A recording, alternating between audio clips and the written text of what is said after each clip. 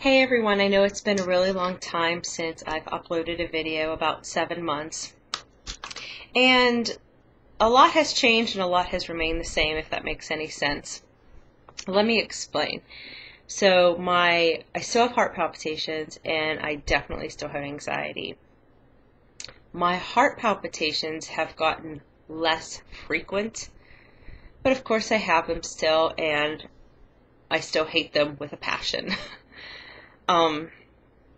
But my anxiety is still the same. It hasn't gotten any better. And actually about 10 minutes ago, I felt like I was on the verge of a panic attack, and I figured, why not make a video? It really does help me to be able to talk about it.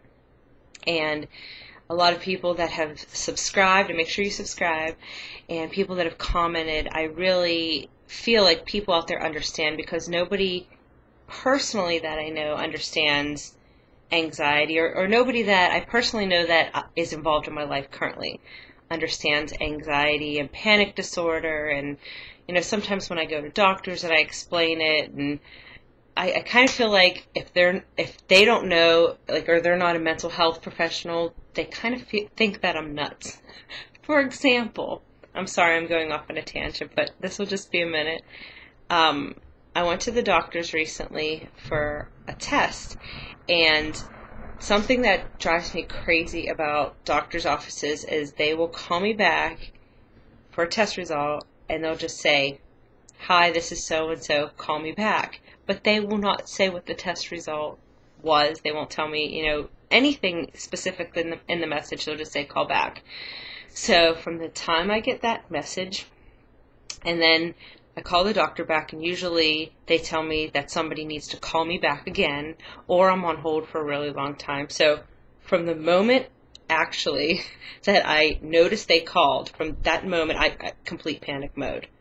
Then and all the way until I actually hear it from the doctor's mouth that whatever the test was, and that I'm okay, or the results were normal.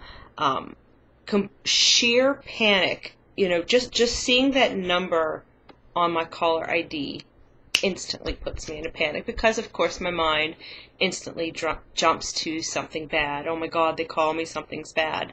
Even though I tell them, call me either way, because it drives me crazy whenever doctors' offices say, well, if something's wrong, we'll call you, but if everything's fine, we won't. Well, what if everything isn't fine and they just forgot to call me, or whatever? I mean, I know that sounds silly, but this is the way a mind works with somebody that has panic disorder and generalized anxiety disorder. I mean, yeah. So anyways, today even I was at my doctor's office and I got blood work done, and I told her that if you call me for the results, just leave the detailed message on the voicemail. You can say what the results were on the voicemail. It's only my voicemail. Nobody else is going to pick up. It's my cell phone. It's my only phone.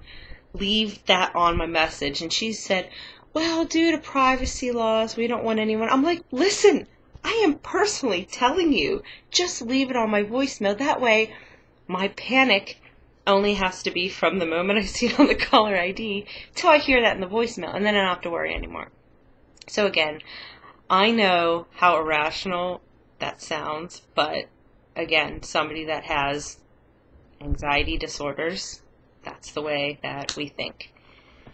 Okay, so anyways, my heart palpitations have gotten less frequent, have not gone away, but less frequent, and I really haven't done anything consciously to make them better, although I'm glad they are less frequent.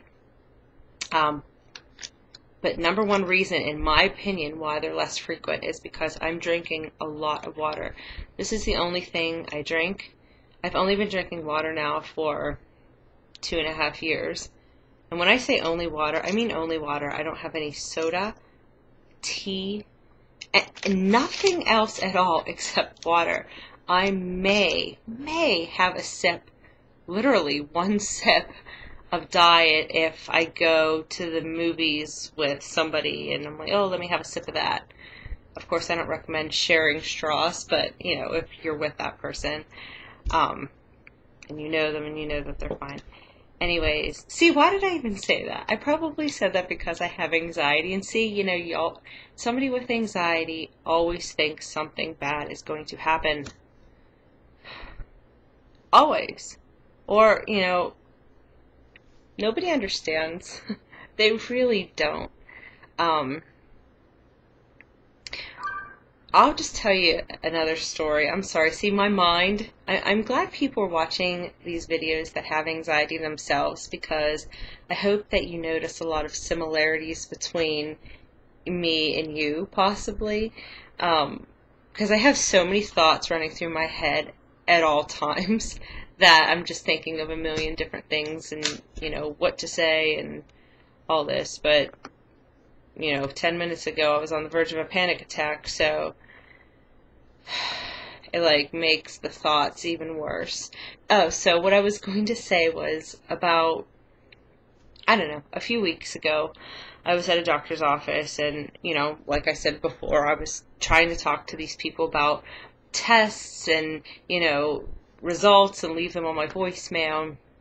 And one of the nurses, the person that comes in that just does your blood pressure and your chart real quick, she was like, oh, well, just don't worry about it. Just, you just need to calm down. And I just felt like saying that if it was that easy, just calming down, then nobody would have anxiety, would they? Anxiety disorders they just wouldn't exist because people just need to calm down. I just want everybody to understand, this is mostly for people that don't have anxiety, because people that do have an anxiety disorder already know this. Telling somebody to just calm down is actually worse, because we know that, and we want to calm down, and we don't want to have anxiety, but that's just the way it is. That's reality. We have anxiety disorders. So we can't just calm down. So when somebody says, oh, you just need to calm down, relax, take a deep breath, it drives me nuts because it's not that easy. Maybe somebody that doesn't have anxiety, maybe that would work. But when you tell somebody with anxiety that, it almost gives them more anxiety because they feel like they have to defend the fact that they have anxiety and that they can't do that to calm down. Anyways, I wish that I had somebody in my life that understood anxiety and knew how to help me when I was going through a panic attack. And for the people that don't know, panic disorder is basically repeated panic attacks, and a lot of times you'll live in fear of the next one happening, and you could possibly avoid places that panic attacks have happened before. You may avoid places where you feel like escape is not easy. For example, if you were working and you're the only one at work and you have a panic attack in the middle of your shift and you know that you can't leave, to me, that's absolutely terrifying. I also have agoraphobia. I do go out of my home, but I have safe zones. It's hard to talk about, it really is. But anyways, I have safe zones that I'm okay to be in. I live somewhat close to a hospital that way. So I will go from where I live that way and have a radius, so I know if something happens to me, a hospital is right there. This is how I justify it in my mind. And I can do that by myself. But if I go anywhere like that way, the hospital's not that way. So I really won't go in a direction that the hospital's not in unless I'm with somebody that I trust. It can't just be anybody. I have to trust the person, and the person has to know, what I have. So if something does happen to me, they can get me the proper help. So how many times has that actually happened where I've been out either by myself or with someone that I've needed to go to the hospital? 0. It's never happened. But I think that it's going to happen, and no matter if it's happened or not, that's in my head, and that's a real fear for me. And I can't go by myself places that I'm not familiar with. There is an exception, though. I can go, further away from the hospital if I know that I'm going to meet someone that I trust and somebody that knows me. I can do that.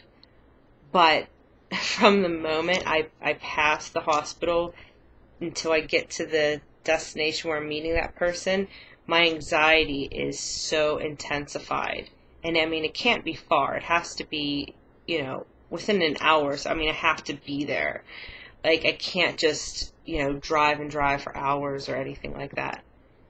And it's kind of sad because I used to. I remember once I got in the car, and my best friend lives several hours away, and I just hopped in the car by myself and drove all the way to see her. And like, to me, that was such a liberating feeling, and I dream of being able to do something like that again someday. But just now, I'm just stuck. So anyways, I'm sorry that hasn't been, too frequent that I've done a video, but I am going to do them more often, and I encourage you to subscribe and leave comments. And just knowing that this YouTube community I've started, to know that other people are out there, it really, really does help. And I have so much to say about so much right now, but I'll end this video here and watch for more videos soon.